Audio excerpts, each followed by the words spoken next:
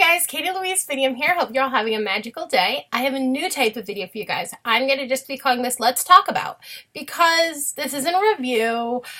I don't feel qualified to do reviews, but I wanted to share just how much I love something and I want to talk about it to somebody, and I think my mom's sick of hearing me talk about it, so I'm taking it to the internet. I'm going to be talking about Finding Neverland.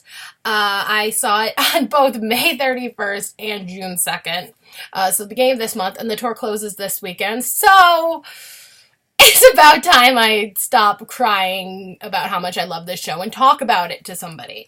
So, that's somebody being a camera.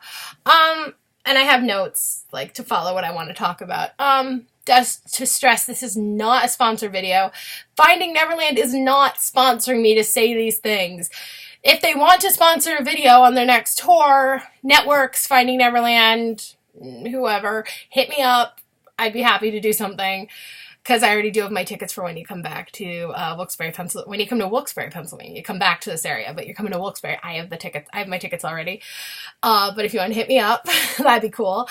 Also, I'm not sponsored by Broadway and Scranton. Again, though, if they want to sponsor me, that's totally fine. But all this, my mom bought the tickets with our own money, and yeah, no sponsors, nothing was given to me. My t-shirt was bought, my music book was bought at the show. Nothing. But I do firmly, not sponsored, but it's their fault. It's Finding Neverland's fault that I got this out of the library next door to where I saw Finding Neverland. So, fully blame them for my now love and appreciation for J.M. Barrie. So the theater I saw it in was the Scranton Cultural Center, just like it says on the program, Scranton Cultural Center. It used to just be called the Masonic Temple at the Scranton Cultural Center. Now it's just the Scranton Cultural Center. I guess we're not talking about the fact that it is a Masonic temple. But it's this really big building in downtown Scranton, next door actually to the public library, right by Lackawanna College and the Children's Library, and a couple blocks from Courthouse Square. It's pretty much in the heart of it. And they have a performing arts venue in there. I have not performed there. It's one of the few theaters in the area I have not performed. I performed at Lackawanna College at their theater back in 2006. I was in Jekyll and Hyde there. I understudied Emma Carew. But I performed in the ballroom of that theater, but it was technically in the theater because there is no back wall at the Scranton Cultural Center.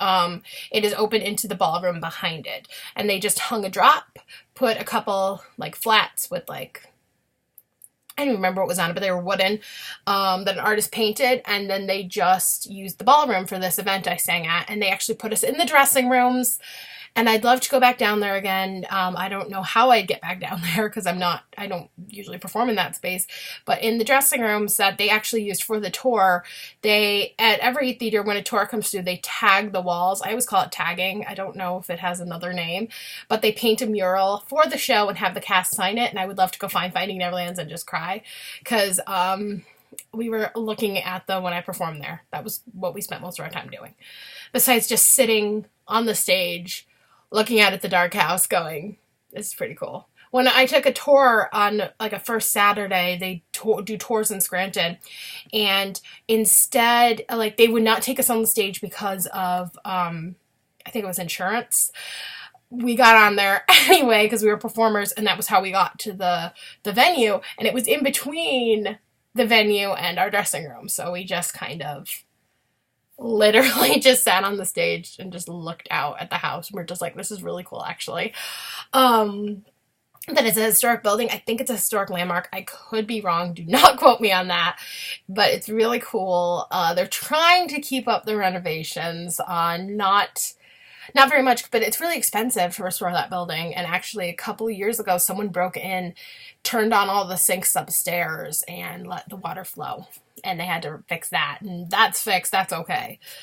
But you can see the kind of hooliganism they have to deal with. But the theater itself is beautiful. There's a lot of cool architecture, especially in the lobby by the box office. The ceiling there is really cool. I always thought that was cool. Anyway, let's talk about the show itself. The set is really cool. It has a drop proscenium, which means it's like fabric that actually makes the stage look smaller. because the proscenium is actually really far away on that stage. It's just really wide. So this kind of just focused it in more. And it was green and gold, which reminded me of the opening credits of the Little Princess movie from the 90s. So I was all for that. But you could tell they can make it different sizes for different venues, which is really cool. The pit was really cool. I thought they were really good. I wouldn't call it a pit, though. I'd call it a band because it was 8 pieces.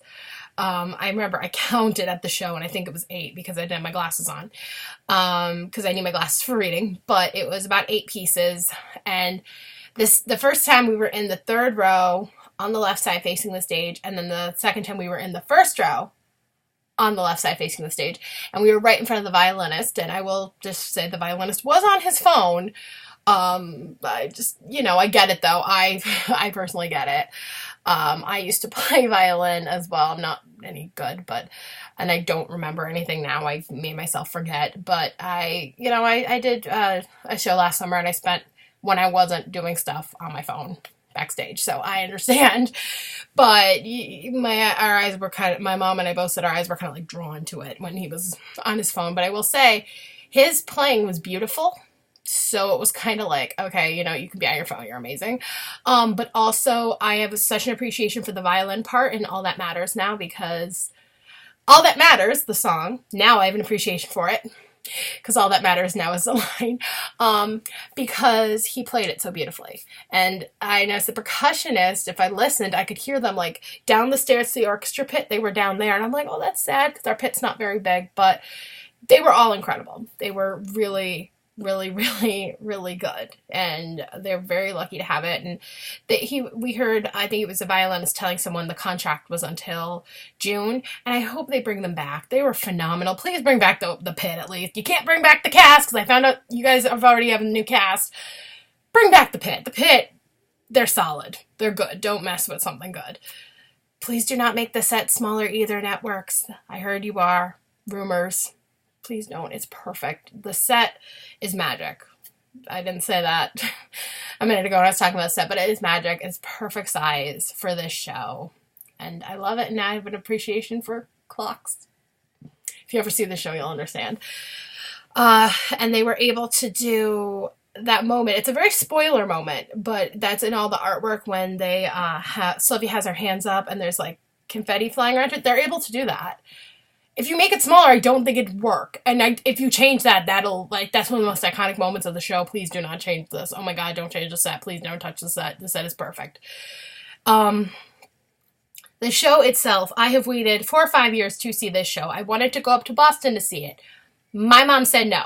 I wanted to go to Broadway to see it. My mom said, yeah, I'll get you tickets. And then it closed before we got tickets. And it's sad because it ran a year, and I couldn't and I never went. So, Peter Pan has always meant a lot to me, though. And now Finding Neverland does as well. I always liked the cast recording. I thought it was really good. But, everything comes into your life at the right time. I fully believe that. And I believe now is my time to see Finding Neverland. And I cannot express how much I love this show into words. I will just start crying. That's what I do when I try to express how much I love this show and this cast and this production. I just start crying. So don't want that. But I will say, both times I saw it, I cried. The first time I cried, actually both times I cried from that prologue through to the end of the show, with at least 2 times of ugly sobbing. So it really pulled on my heartstrings and just destroyed me. The music was fantastic. If you saw it on Broadway, or no, the cast recording, because I had the cast recording for years. A friend of mine sent it to me. I have since purchased it, so I'm supporting the work. But the songs, If the World Turned Upside Down, All of London Is Here, and The Pirates of Kensington are gone in the show. I'm going to reference my playbill. If the pages will turn, that would be wonderful. They replaced those numbers. They call it, in our program, it was called Neverland Instrumental, but it was the prologue. I don't know. But Welcome to London, in my imagination, replaced If If the World Turned Upside Down, All of London Is Here, and Pirates of Kensington. It kind of was like, it reminded me of Belle, the number Belle from Beauty and the Beast, just that big overlapping number that combined everything and introduced everything. And while I have it open, let's talk about the amazing cast, because they are amazing.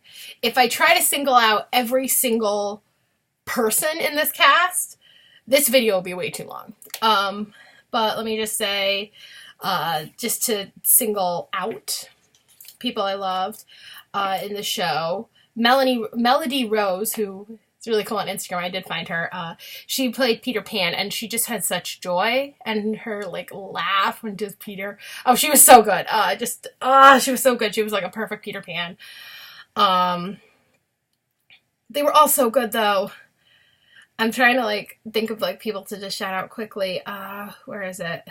Elliot was amazing. Josh Dunn, he was so, oh God. He just impressed me and made me laugh the entire show. Elliot doesn't need a drink. Oh, I love Elliot so much. He was great. Lord Cannon, Michael Luongo, I'm so sorry. I'm so bad with names. He had the best accent. I can't do it. It's bad upper crust English. It's a bad, like, almost borderline parody, but like it's what you would expect, like somebody snobby British to have this accent, and he had it, and I just lost it. That character too, I just lost it with. But another one I just wanted to like shout out was I want to definitely acknowledge Jeff Sullivan, Ruby Gibbs, and Connor McGiffin. I had to watch a video where they introduced himself to get Connor's last name. They were incredible. They were J.M. Barrie, Sylvia Llewellyn-Davies, and Charles Frohman, Captain Hook, respectively.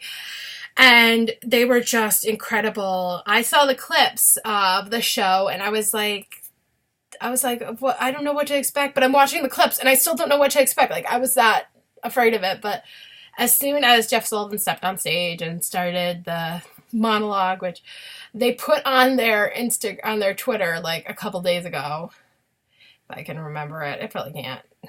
Nah. Oh yeah, once upon a time there was no Peter Pan. Oh yes, a time before boys could fly and children fought pirates. He had me at ease from that, and I just loved his voice. And I actually leaned over to my mom and said he's like a dark-haired Dan Stevens from Downton Abbey. And I mean that in the best way, because actually Dan Stevens on Downton is my favorite character. But yeah, I just got those kind of vibes. But he was just wonderful in the storytelling. He was wonderful with the children. He made me cry. I miss his version of My Imagination like so much. Her All That Matters. She had like the lilt in her voice that you need to sing it. And oh, she was perfect. She was the reason I ugly sobbed in Act 2. Fully, it was her and Melody Rose. I lost it. So she was just so gentle and sweet with the children, and she just like kept that. No matter how much her mother, Mrs. DeMarie, pushed her, she just kept that, and she kept so true. She just felt so true and honest. And it was a beautiful, beautiful, beautiful performance. And then Connor McGiffin, he actually, in his acting, reminded me a lot of a friend of mine, which was weird.